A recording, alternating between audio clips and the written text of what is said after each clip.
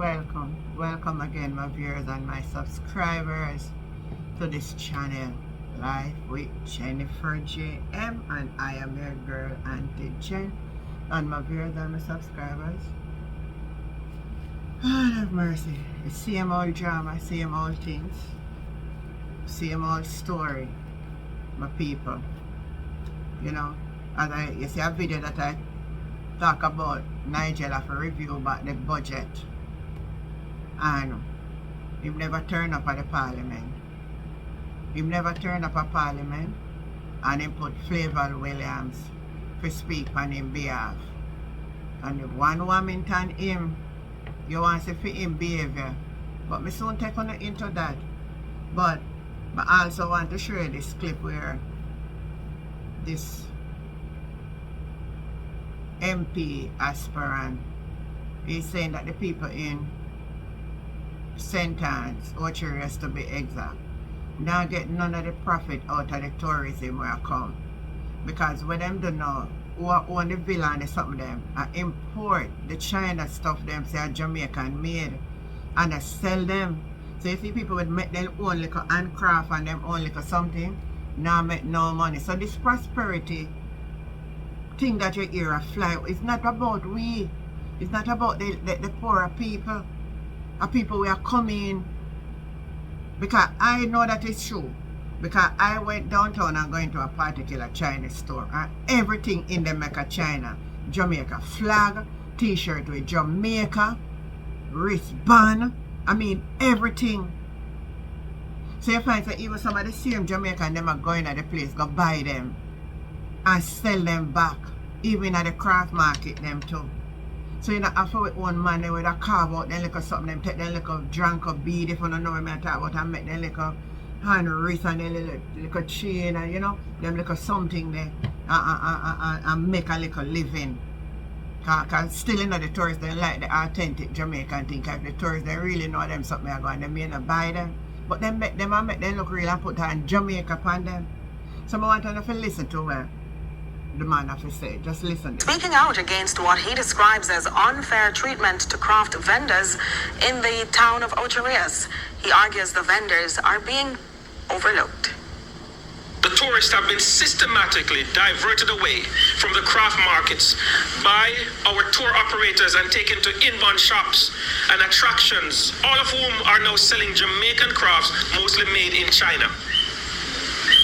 It is neither just, fair, nor equitable that there are people from other countries living as kings and queens in our country, owning the villas and the estates and the apartments in the high-rising buildings in Ocherias, who have hijacked the lives and livelihood of our people, thereby making it difficult, yea, even impossible for them to make a decent living, to feed their families, to send their children to school.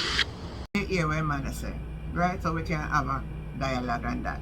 So back to Everald Wilmington and Flavor Williams in the house. Because Everald Wilmington him boy, he is something else, you know, say him something else. He is something else. And then Julian Robbins was asking the question them. The whole thing is just, I tell you, say, man, sometimes you talk about this something that just upset your spirit. Because when you look and see that everything will go down the hill, and you're helpless, and you can't do nothing, you can't hold it talk. At least we have a little platform where we can voice our opinion and me and can raise upon it.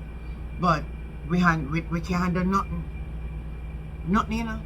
It's like we have to just stick it and can't do nothing. So listen to what's going on in our parliament. We would be called back to address a matter of this nature. I want to ask what has given rise to the errors that were made in including the public bodies and the other entities. And I ask within the context that these are technocrats who have been preparing budgets for many, many years. And from my recollection, I can't recall ever having a situation like this.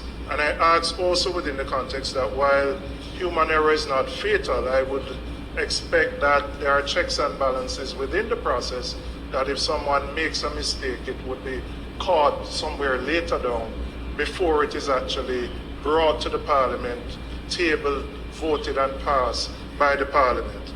And secondly, I want to ask what is the material effect of the error that has taken place and whether it has affected the warrants that are issued to these public bodies and agencies, and whether that has in any way impacted their ability to execute their functions, pay their bills, honor the obligations that they have.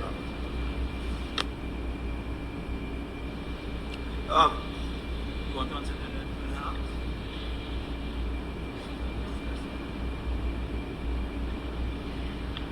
At the same time, Mr. Speaker,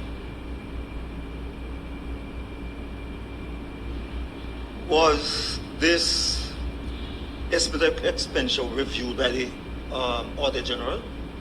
I believe that she normally goes through, her department goes through this and send a report back to Parliament approving or making a recommendation. The question is, was this done by the Auditor General? And it was, if it was done by the Auditor General, as done in all of the cases, how come she didn't pick this up and send back to Parliament? The appropriate person to have found this is the Auditor General. Is the Auditor General. So the issue is, was she sleeping on the job? Or what? That she didn't find this when she approved the estimate of expenditure that came back here. Minister. Thank you. Thank you, Mr. Speaker. In responding to the questions from the member, if you look in the yellow book, you'll be clear that it was an error in transposing figures from the table 1 that I gave you into the Appropriations Act. The fact that it was discovered quickly, and we're here to correct that, I applaud that, because sometimes when errors are made, persons don't step forward to say this is an error that was made. So this was just an error in copying a set of numbers into the Appropriations Act. Mr. Speaker. Hold on, there is a... Madam Minister. The second part of the question, the impact, well, once we're done with this process, then it will enable the warrants to begin to go out. Mr. Speaker, the second part of my question has not yet been answered. Was the estimate of expenditure reviewed by the Auditor General and so approved and certified? That's the second part of my question, but that part has not been answered as yet. Minister.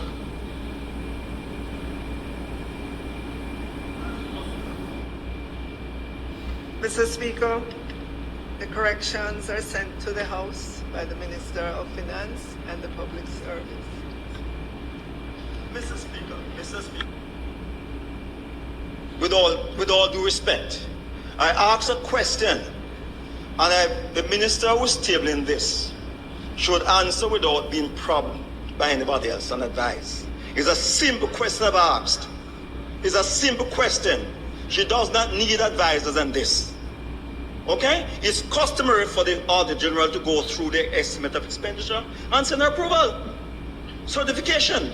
The question I'm asking, was that done by the Auditor General? If not, why? We have wrong precedent.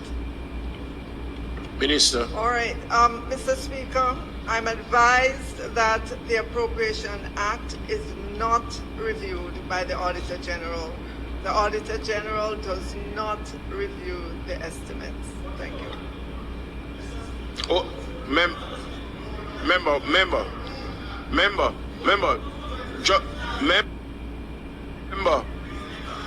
I will give you your time, but the other member was before you. I want to follow up on the second part of my question, and I asked about the impact of the warrants. We are at the 9th of April, and I assume now having the correction, and we'll go through the process of passing it. My question remains, what impact will this have? Because without warrants, they can't spend. They may have obligations. Salaries would be due in another week and a half.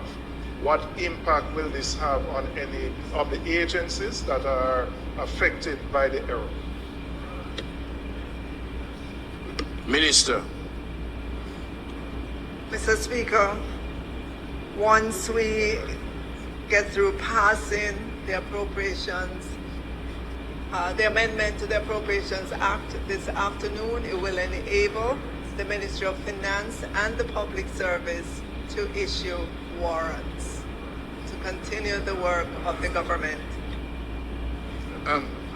Mr. Speaker, the minister simply repeated the answer given before, which is not a responsive answer to the question asked. My question is, I will ask the question in a different way.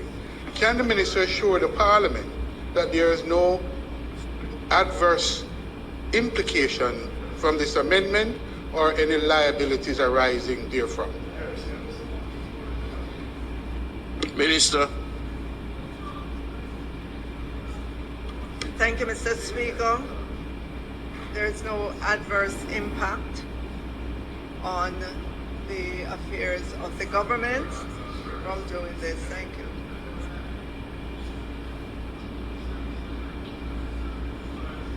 Mr. Speaker, the point I was getting at is after the estimate expenditure table in this House, you cannot proceed with the debate of the budget until we get a certification from or a response or review from the George, shut your mouth.